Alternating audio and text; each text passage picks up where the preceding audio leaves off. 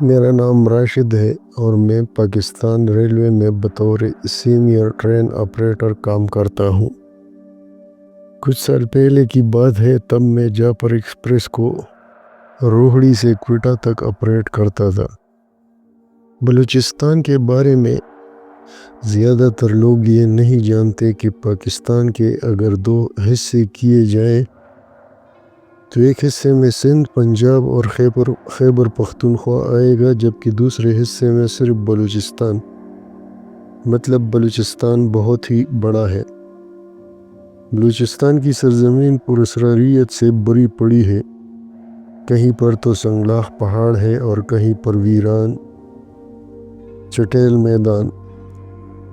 ان پہاڑوں اور میدانوں سے جب ریل گاڑی گزرتی ہے تو ہم قدرت کی عجیب و غریب مخلوق دیکھتے ہیں۔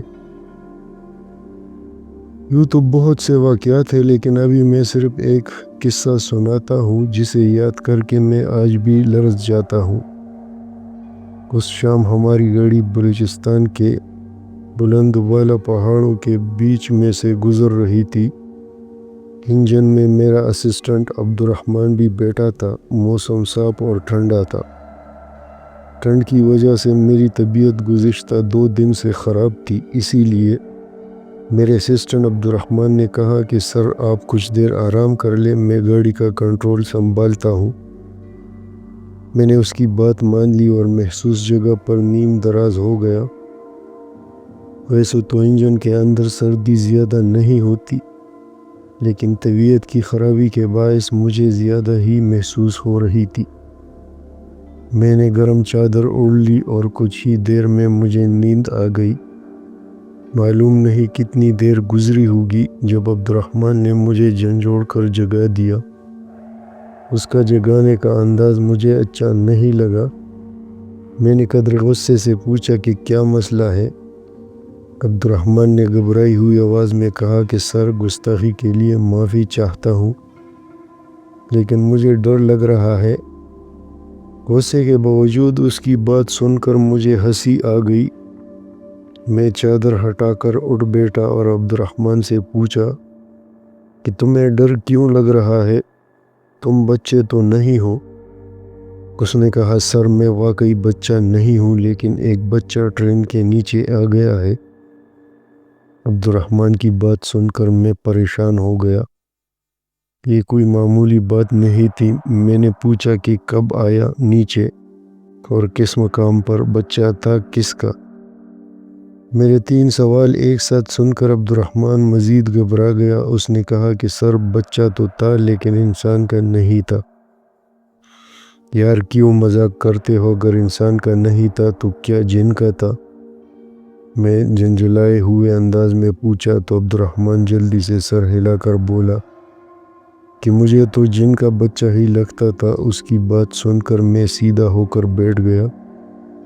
عبدالرحمن کا رنگ اڑا ہوا تھا۔ اس کی شکل دیکھ کر پتہ چلتا تھا کہ وہ سخت خوفزدہ ہے اور مذاق کے موڈ میں بالکل نہیں ہے۔ میں نے اس سے پوچھا کہ جو کچھ تم نے دیکھا ہے مجھے بتاؤ، شاید میں تمہاری کوئی مدد کر سکوں۔ اس کے بعد عبدالرحمن نے جو کچھ بتایا وہ حیران کر دینے والا تھا۔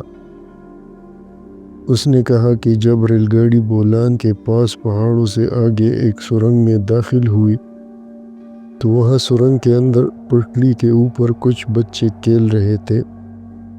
چونکہ اندھیرا چھا چکا تھا، اسی لیے اس ویران جگہ پر بچوں کا ہونا حیران کن تھا۔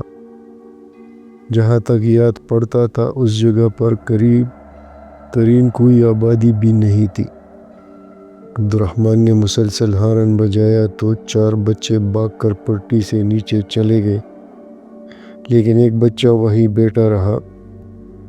جب ریل گاڑی بالکل قریب پہنچ گئی اور انجن کی لائٹ اس بچے پر پڑی تو عبدالرحمن چونک گیا۔ اس بچے کی رنگت بالکل سیاہ تھی، وہ مادرزاد ننگا تھا۔ سب سے عجیب بات یہ تھی کہ بچے کے ماتھے پر ایک ہی آنکھ تھی، وہ آنکھ بھی بہت بڑی تھی۔ عبدالرحمن نے گھبراہٹ میں بریک کھینچی، لیکن تب تک دیر ہو چکی تھی۔ ریل گاڑی کے آہنی پہیے اس بچے کے اوپر سے گزر گئے۔ اس عجیب و غریب بچے کو دیکھ کر عبد الرحمن ویسے ہی گھبرا چکا تھا، لہٰذا اس نے گاڑی روکنے کا ارادہ کینسل کر دیا۔ تبھی پیچھے سے ایک وحشتناک چیخ سنائی دی۔ عام طور پر تیز چلتی ریل گاڑی کے انجن میں باہر سے آواز سنائی نہیں دیتی، لیکن وہ چیخ اتنی بلند اور ڈراؤنی تھی کہ انجن کے اندر بھی سنائی دی۔ ساری بات سن کر میں حیرت سے عبد الرحمن کی طرف دیکھ رہا تھا، وہ ابھی تک گھبرایا ہوا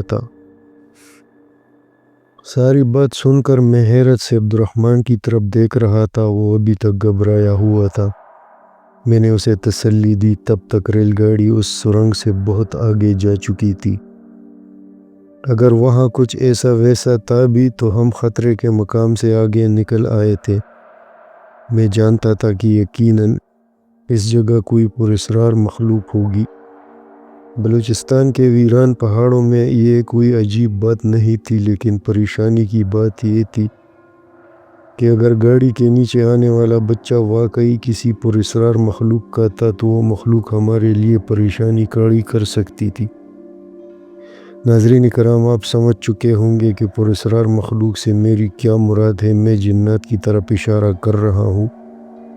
خیر، اس کے بعد ہمارا باقی کا سفر خیریت سے گزر گیا اور کچھ گھنٹوں کے بعد ہم لوگ کوئٹہ کینٹ اسٹیشن پہنچ گئے۔ اگلے دن ہماری واپسی تھی اور عبد الرحمن واضح طور پر ڈرا ہوا تھا۔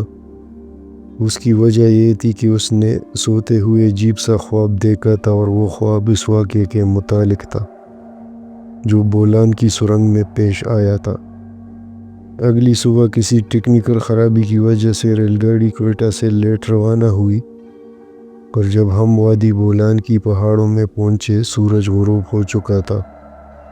ریل گاڑی کی رفتار 80 کلومیٹر فی گھنٹہ سے کچھ زیادہ تھی۔ اچانک میری نظر سامنے پٹری پر پڑی تو میں پریشان ہو گیا۔ عبد الرحمن تو مجھ سے بھی زیادہ گھبرا گیا، کیونکہ سامنے منظر ہی کچھ ایسا تھا۔ ہم نے دیکھا کہ ریلوے کی پٹری کے دونوں جانب کچھ بچے کھڑے ہوئے تھے۔ سب بچوں کے رنگ بالکل سیاہ کالے تھے، بالکل ویسے جیسے کل عبد الرحمن نے بتایا تھا۔ جب انجن کی روشنی ٹھیک سے ان کے اوپر پڑی تو ہم نے دیکھا کہ وہ سب کپڑوں کی قید سے آزاد تھے۔ ان کی تعداد 12 کے قریب ہوگی، اور سب نے ہاتھوں میں چھوٹے چھوٹے پتھر پکڑے ہوئے تھے۔ پھر جیسے ہی ریل گاڑی پاس سے گزری، اس ننگ دھڑنگ مخلوق نے انجن پر پتھروں کی بارش کر دی۔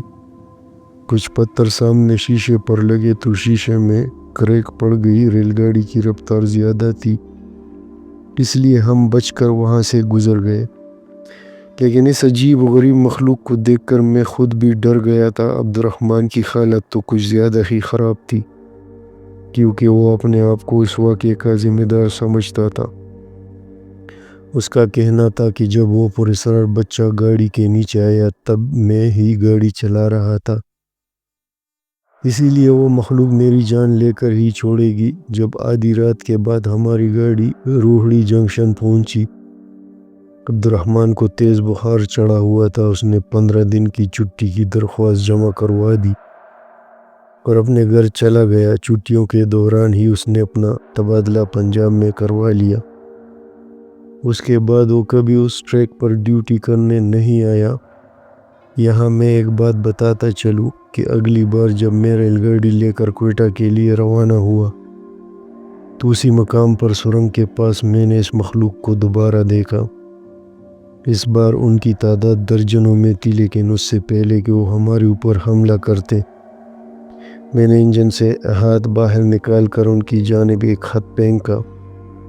وہ خط اسی پراسرار مخلوق کے نام تھا۔ میں نے لکھا تھا کہ تم جو بھی مخلوق ہو، ہمارا پیچھا چھوڑ دو۔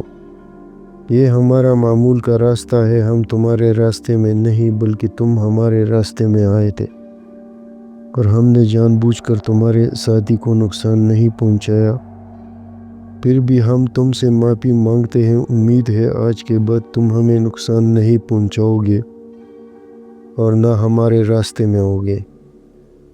ناظرین کرام، جب میں نے خط پھینکنے کے لیے کھڑکی سے ہاتھ باہر نکالا، عین اسی وقت ایک پتھر میرے ہاتھ پر لگا تھا جس نے میرے ہاتھ کی پشت کو زخمی کر دیا تھا۔ اس زخم کا نشان آج بھی میرے ہاتھ پر موجود ہے، لیکن اس دن کے بعد وہ مخلوق نہ تو کبھی نظر آئی اور نہ ہی ہمیں نقصان پہنچانے کی کوشش کی۔ یہ تھی آج کی ہارر سٹوری۔ امید کرتا ہوں آپ کو پسند آ جائے گی۔ اگر چینل پر نئے ہو تو سبسکرائب، لائک اور کمنٹ ضرور کیجیے گا۔ اگلے ویڈیو تک اللہ حافظ۔